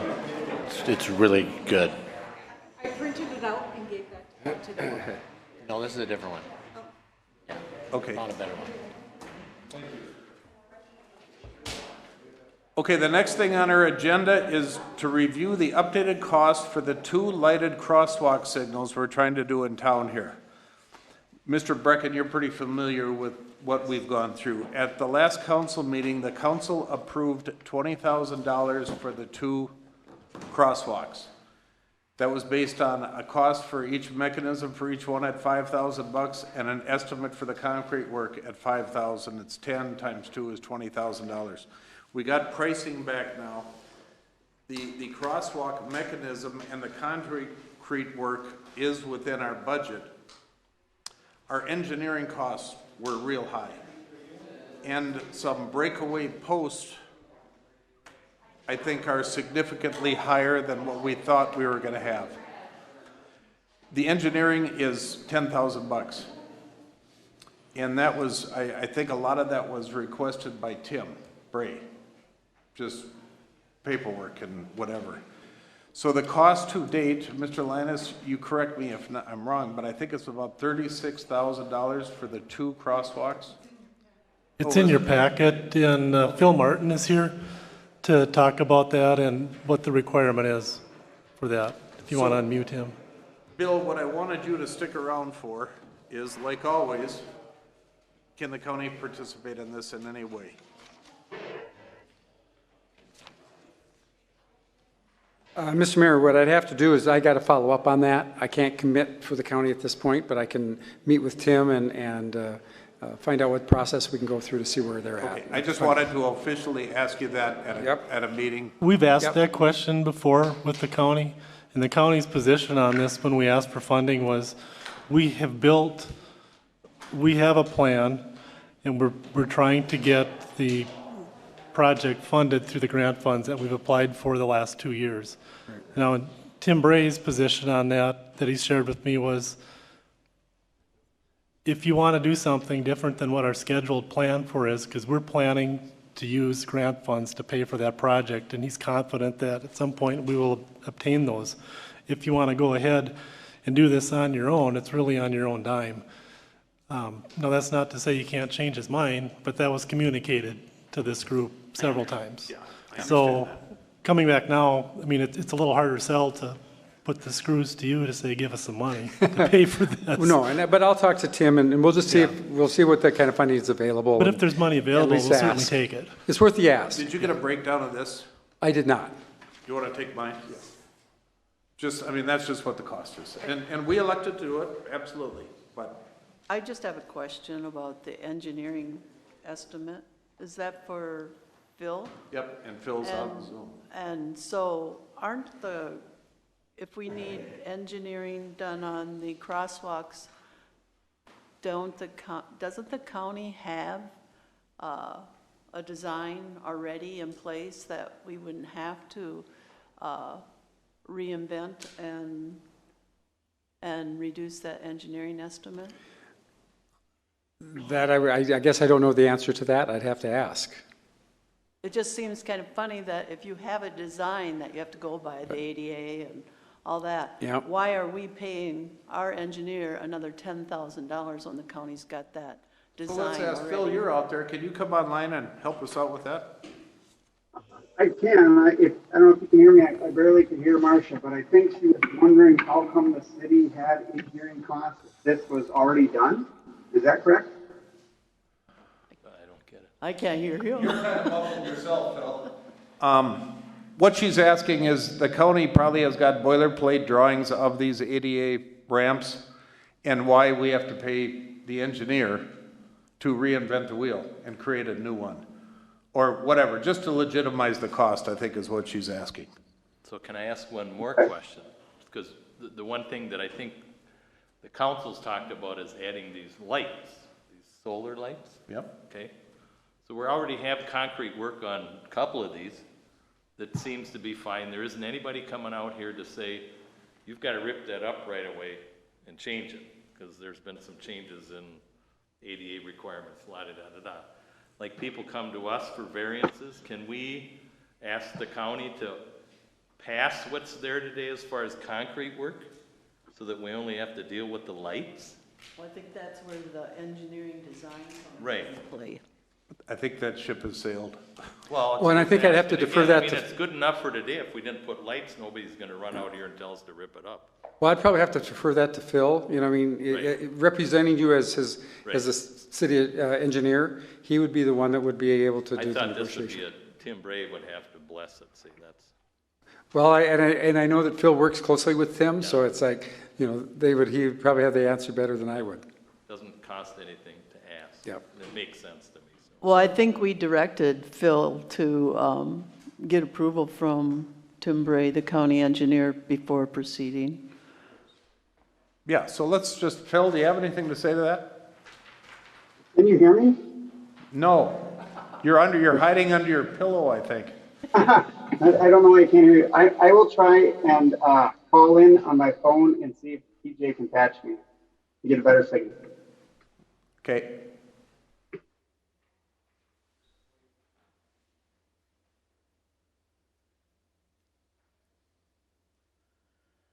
What's he doing? He's trying to call you, is what he's doing. Where is he gonna come?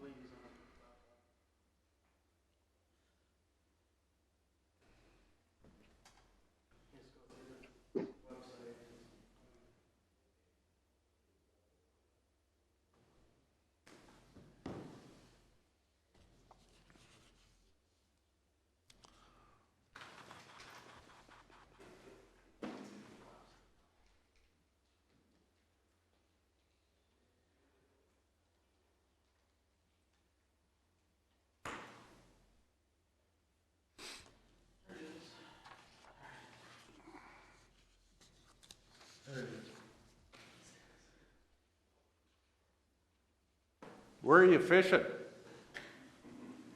Gonna launch.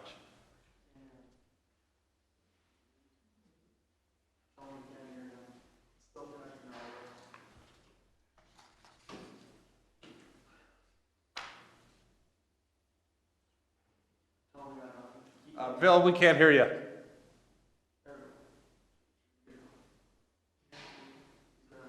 Can you hear me now? Yeah, perfect. Good.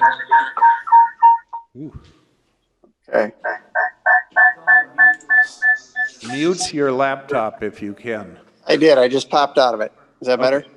Sounds good. Okay, so I think I heard the discussion. So the let's walk back through what we did, what you requested. You came up with the idea that you wanted the RRFBs before, you wanted them now rather than later, which the city and the county had partnered to put together a study that identified what you wanted to do for a much larger area than along CASA 66, in which you were going to chase funding. So you identified you wanted these RRFBs now. You engaged, the city council, and you had the county engineer involved, and you talked about going forward. And it is correct that Tim did point out that if the city went ahead now, you essentially were going on your own versus waiting for his process to try and capture dollars. Now, I think he made that point, and I thought everyone understood that.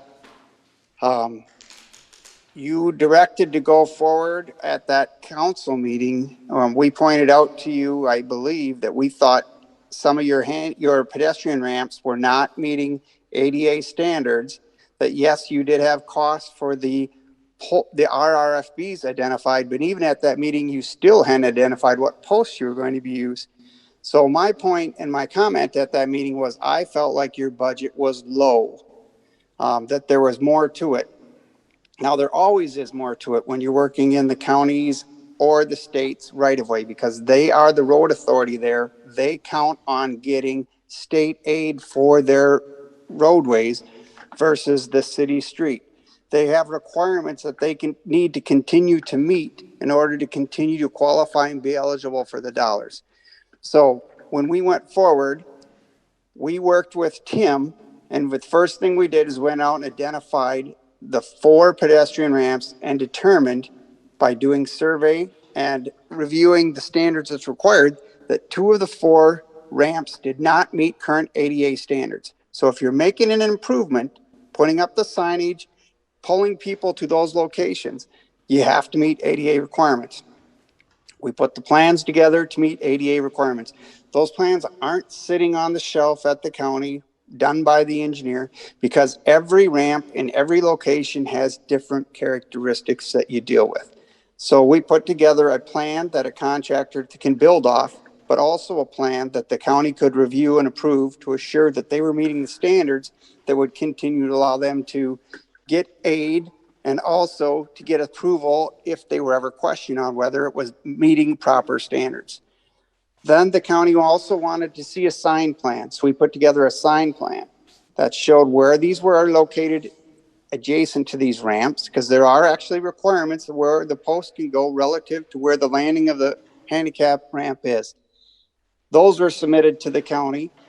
After seeing that information, after showing that through our survey that we weren't going beyond the county's highway easement, which was very important, if you all recall that we want to make sure we keep a good relationship with the Corps and not get into a situation where the Corps has to try and take this up the flagpole to get approval, we were able to show that we can do all these improvements within the easement area.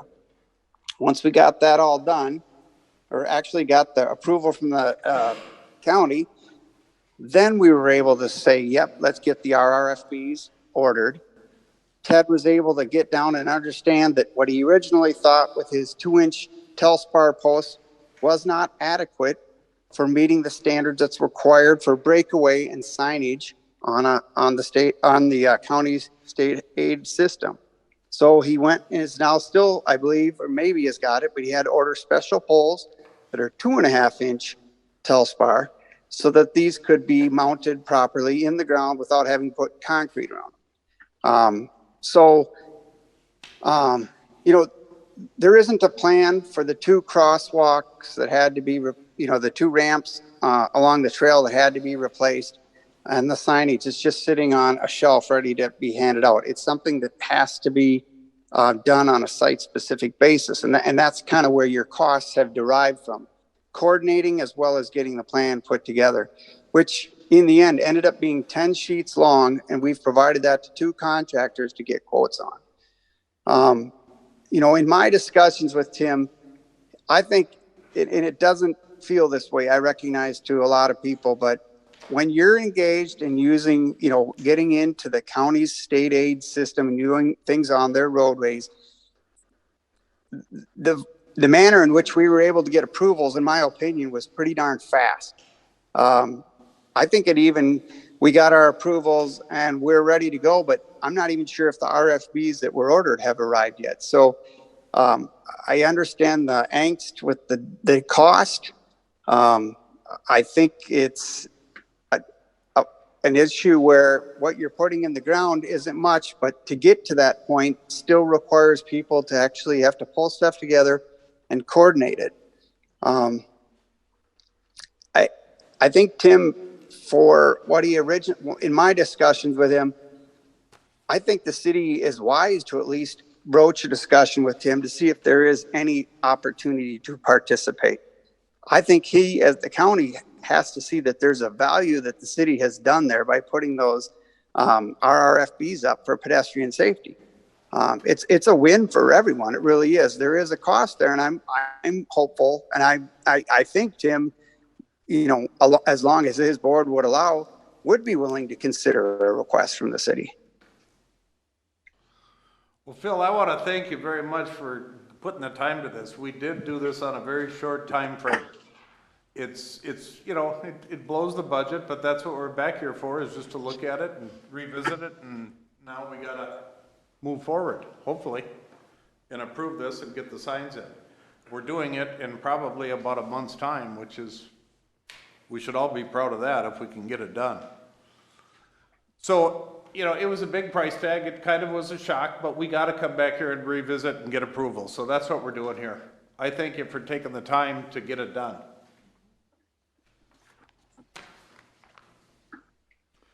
Okay. And I thank you, Bill, for being here to listen to it. Oh, not a problem. Thank you.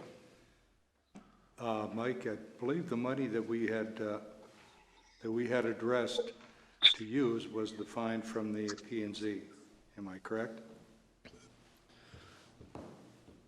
We put the total cost of everything in there. Okay, so that was 28,000, and this is 36,723 is the dollars we're talking about today. So that means we're short 8,723.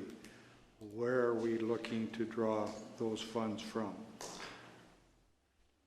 When we did the most recent budget amendment, we put a placeholder for $20,000 in there. Okay. We did identify at the end of that whole process how much funds we were assigning to put towards roads. We could take it out of there. Okay, so we would actually take it from there. Yeah. Not from, now, are you talking about the 8,700 or are you talking about the whole 30? The whole thing. Huh? The whole thing. Okay. So you're just saying reduce that amount that we carried forward or set aside for, yeah, that makes, so we can do that, or you can just put it on the levy next year to pay for it then. Either way, comes out the same. So I guess just for all of us to recall, I think the budget for each one of these crosswalks initially was approximately $50,000. So it still is of value. It's a good thing for the city. We're doing it quicker than we ever thought, which is a value to whoever's walking across the crosswalk. So I think, you know, however we do it, we should support it and move it forward and get it done. So I guess unless there's any other conversation, a motion to approve. Well, you guys make a motion. I'll go ahead and make a motion to approve it, and you want to take it out of the road dollars? Okay, you know, reduce that amount, I assume, so we're not. I'll second it.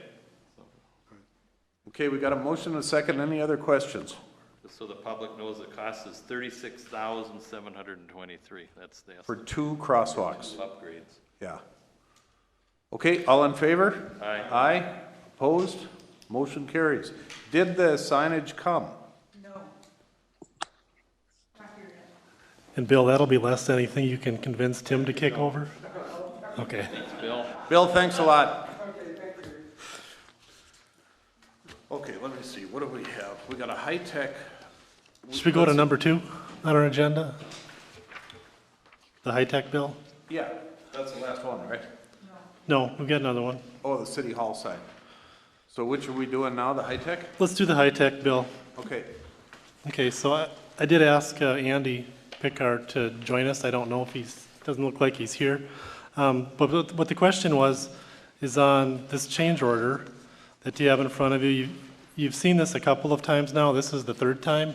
And the question was, what did they do for us, and was there any report issued? And I reported at the last council meeting that they did not issue a separate report for the work they did to determine what to do with respect to the mold issue.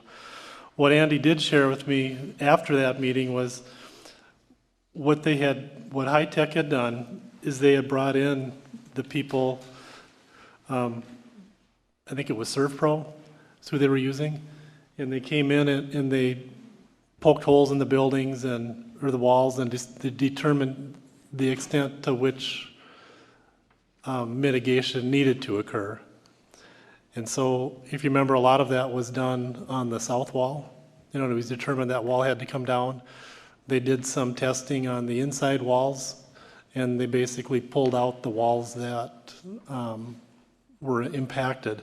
And what this bill is for their work to do that, to determine what to tear down and to what extent.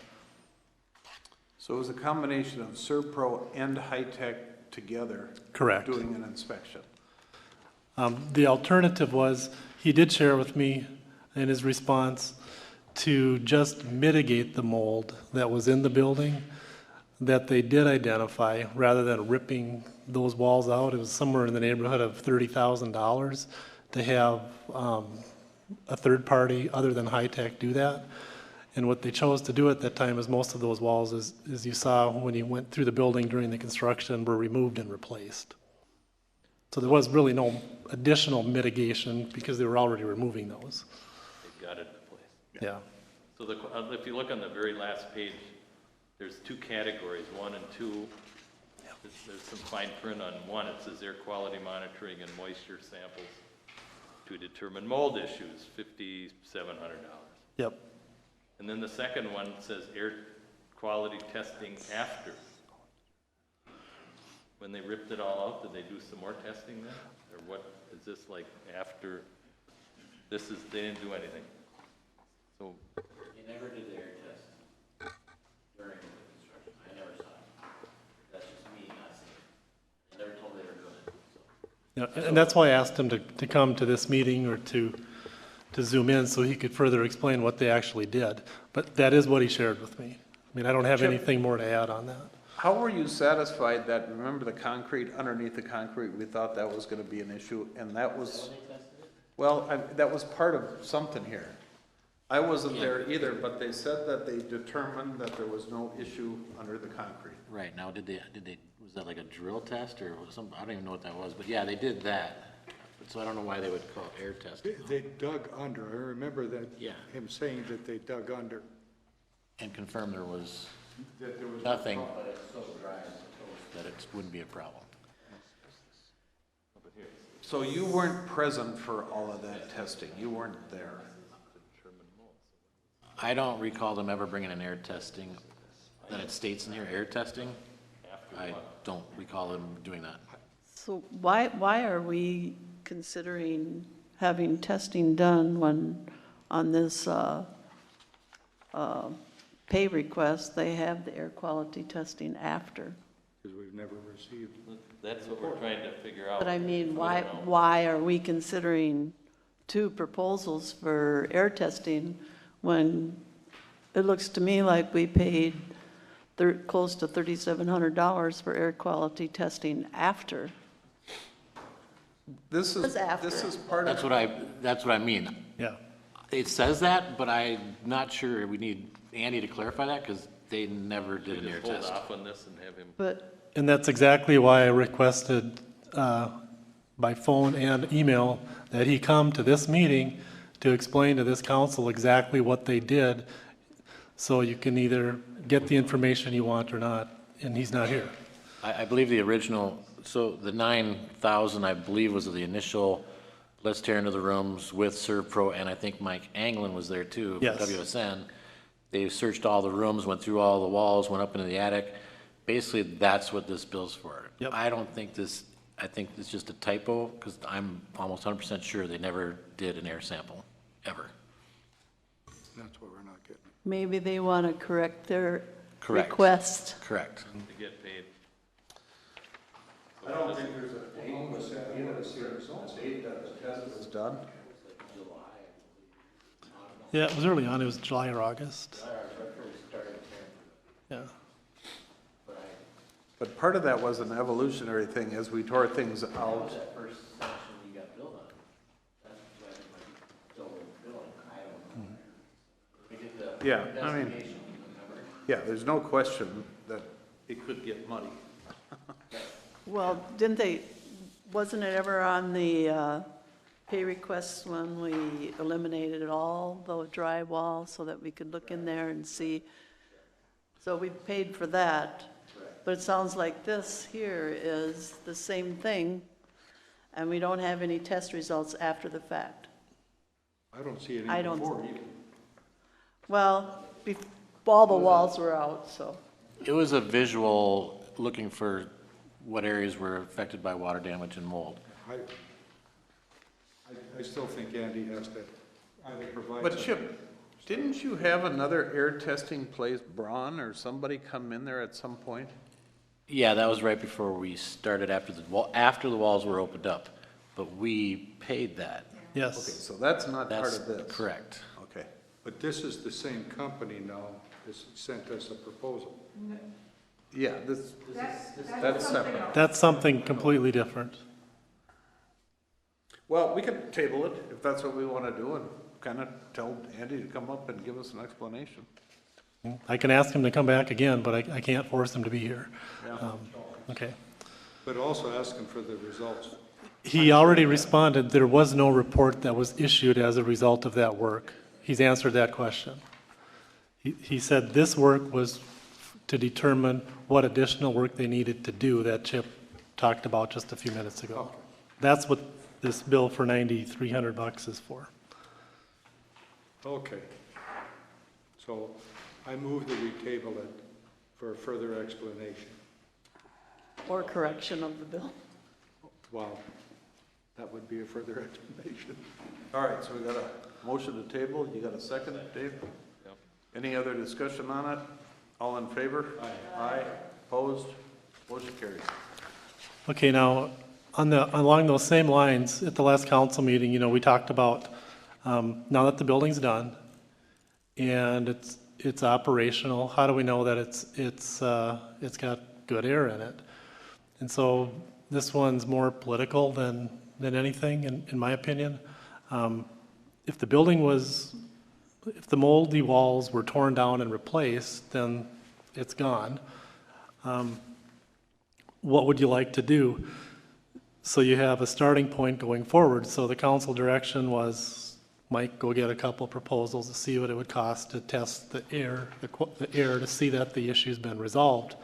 So what you have before you are two separate proposals. One is from Braun Intertech, and one is from Indoor Air Quality, called IAQ. The difference between these two proposals, other than price, one is Indoor Air Quality is, the cost to do the air quality test is $1,850, and for Braun, it is $2,177. The difference between the two proposals is in the indoor air quality proposal, they'll do 3 indoor samples and 1 outdoor sample for that amount. And for Braun Intertech, they'll do 6 samples inside and 1 outdoor sample for a total of 7. So for $2,177, you get 7 air samples, 1 of which is outside, and for $1,850, you get 3. You get 4 samples, 1 of which is outside. So you get twice as many samples for $327 more. So the question you have to ask is, do you want to do an indoor air sample to say, okay, we solved the problem, the air inside is good, or not? So Mike, is there a reason you didn't ask for a quote from ServPro? No, there isn't. I went to, I looked at Andy, and I said, who would you recommend on that? And he said, let me check with my contacts, and he provided me indoor air quality for one. And I went, because we had used Braun before, and they were familiar with it, we called them. And then we contacted another one, and it was apparent from the quote they provided that they didn't understand what we were requesting them to do. I think we really should have a result showing there's no mold now, so that if something happens 1, 2, 5 years, we'll know at least what the starting point is. Yeah, I definitely agree with you. The only point I want to bring up is that I believe that when ServPro did their test, they had 37 different quality tests. They had every room, which, and the cost of it was, I think it was under $600. I don't know who's better or not, but, you know, do we want to get a price from ServPro? If you think they were that cheap, then we probably should. Well, I know they were that cheap. I mean, there was a bill, but remember their report? I mean, it had room for room and, you know, and I don't know how to read one of their reports, but I don't know why we wouldn't go back to them. It's not a rush thing, so we could do that. Well, you have two proposals that are similar in price. The only real difference is one does twice as much testing as the other one. That's really the only real difference between the two. I'd like to see a price from ServPro though to compare it to. Okay. They're a local company and they're familiar with it, and I think they did a good job. I don't know why we wouldn't do that. So I'll make a motion out of that and see if it's supported at all. Well, then you're tabling this for today, and then getting a second one and bringing it back at our August 9th meeting. Whenever. I'm okay, I'll second that. Get another third estimate. Okay, any other discussion on it? I don't know if we tabled it because it wasn't really a motion. But. Well, but I think it needed a motion. It required a motion. Okay, well, we got a motion to get a quote from ServPro in a second. Any other discussion on it? All in favor? Aye. Aye. Opposed? Motion carries. Yeah, I don't think there's any real urgency. We need to get it done. I totally agree. Test this building. Smoke. Test this building. Okay, I think we're done, huh? No? City Hall sign. City sign. Oh, City Hall. God. No, I don't want to do the City Hall sign. Okay, we had a little town hall meeting and we were all present for it. I think the community overwhelmingly supported having a sign at City Hall, so we're back here today to revisit that to see if we can get it back up. Any comments or conversation on it? Yeah, we gotta figure out who can do this. We have the pieces and parts are sitting over in Public Works in the building. They look kind of like that. There's one of these. Well, Two High-Tech buckets of these. High-Tech was gonna put it up. Okay, Dave, you missed out on this. That was. But this was discussed quite extensively. High-Tech, in their proposal, included the old logo. Okay, well then you with gotta talk new to them. lettering. I didn't know anything about this, so. So they had the design done last winter, and it was all part of the plan. Yeah. And they got shot down. High-Tech will put it up. That's part of their, and we don't have to Then pay we for don't have to it. do anything. No. Part of their contract. All we have to do is tell them. But it's to put part it of their up. contract. I never saw that. Yeah, that's part of their contract. The problem is part of the pieces aren't there for them to put up, right? That's the Yeah, discussion we we're need to missing have. some pieces and Well- parts. We're only gonna put it up on one side. That's Right. all we were ever going to do. And one sign is 97% there. Granted, it's faded a little bit. It's the old sign. I would recommend that the council later this winter or something, look at maybe having a new sign created to put up there. It's 4 screws that hold it in place, so it's not a big thing. Put it in next year's 2022 budget. There you go. For a new sign. But what we have going here is already paid for. So why wouldn't we put it up? Just let people know where we are. We didn't know that. Well, Didn't know it was I think that's what we were trying to tell everybody at the last meeting, that that was in the contract, and it was, and they were just putting up the sign. Just, is it, you're talking the sign that used to be in front of City Hall. Both sides were sitting outside all winter. Then they moved them inside. I have half the letters in my cold storage laying on the ground. And I don't know which sign that's for. So have you seen the sign? Have you seen it? I was there, I took pictures. Okay, And there's like because I haven't seen them. They wrecked one of them, that's why we only have one. Yeah, we only have one. And then the other one, Is Eagle in lost a pieces. little. it's in pieces, and they were gonna put it back together. So that's why I saw them outside all Doesn't winter. look too bad. So Yeah, now- so, I don't disagree that we should make a new sign, but that's gonna be. yeah, I just wanted to make sure, I wanted to let you know where those signs were, if it was the same ones, I was getting Let's just confused. have them get one half done and I'll make a motion, I'll make a motion. It's all new. We I'll don't make a care motion. about that Yeah. lettering. Where make a is the motion. lettering then, if He's it's new? got it at the lettering shop. He hasn't picked it up yet. Oh, okay. It's not here. Right. Okay. He ordered it 6 months ago. I'll make a motion that we have High Tech put up the city sign. I second it. Okay, any other discussion? All in favor? Aye. Opposed? Congratulations, we have a sign for City Hall. That explains why there's only lighting on one side of the sign then? Yeah, only one side of the sign was ever intended. I'll make a motion that we adjourn. That should be the end of the day. I second it. Andrew seconds it. All in favor? Aye. We are adjourned. Yeah.